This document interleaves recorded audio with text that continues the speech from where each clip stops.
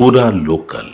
దేశవ్యాప్తంగా 25,000 కోట్లతోని దాదాపు 1350 రైల్వే స్టేషన్లను అమృత్ భారత్ కింద అన్ని సౌకర్యాలతోని అభివృద్ధి చేయాలని చెప్పి ఆలోచనతోని కేంద్ర ప్రభుత్వం ఈ కార్యక్రమం ప్రారంభించింది. దానిలో భాగంగానే ఈరోజు దేశవ్యాప్తంగా 2,000 కోట్ల రూపాయలతోని ఇలా 103 రైల్వే స్టేషన్లను ప్రారంభించుకుంటున్నాం. దానిలో భాగంగా కరీంనగర్, తెలంగాణలో కరీంనగర్, బేగంపేట్, వరంగల్ రైల్వే స్టేషన్ కూడా అభివృద్ధి చేసుకుంటున్నాం.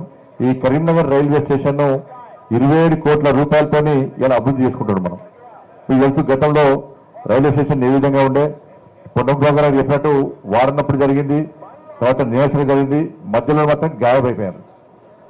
కానీ వాళ్ళు మాత్రం ఏం చెప్పుకుంటారంటే అన్నిటికీ లెటర్ పెట్టిన వాళ్ళుగా, అన్నిటికీ లెటర్లు పెట్టి ఇప్పుడు మేము ఏం చేస్తామంటే మేమే చేస్తామని చెప్పుకుంటారు వాళ్ళుగా. వాళ్ళు చేసింది బుల్లెట్ ఫైర్ చేస్తామో కాదు, బుల్లెట్ దిగిందా చూడాలి ఫస్ట్.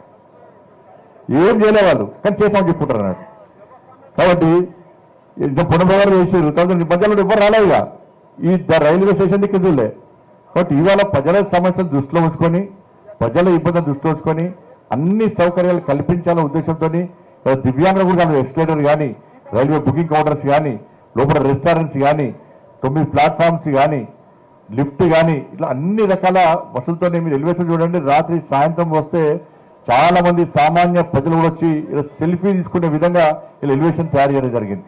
ఇక్కడ ఎక్కడ కాంప్రమైజ్ కాకుండా ఈరోజు అన్ని వసతులతోనే ఇలా రైల్వే స్టేషన్ ను నిర్మాణం చేస్తున్నాం. ఇవాళ ఏ దేశం, ఇవాళ అమెరికా లాంటి దేశం అగ్రరాజ్యంగా ఇలా పేరు దిద్దుందంటే ఆ స్థాయికి పోయిందంటే ఆ దేశంలో రైల్వేస్ కానీ, రోడ్స్ కానీ, ఏవియేషన్ కానీ ఈ 3 అభివృద్ధి చెందితేనే ఆ దేశం అగ్రరాజ్యంగా అభివృద్ధి చెందుతుంది. మరి అటువంటి పరిస్థితుల్లో భారతదేశాన్ని కూడా అగ్రరాజ్యంలో ప్రథమ స్థానంగా తీసుకురావాలి.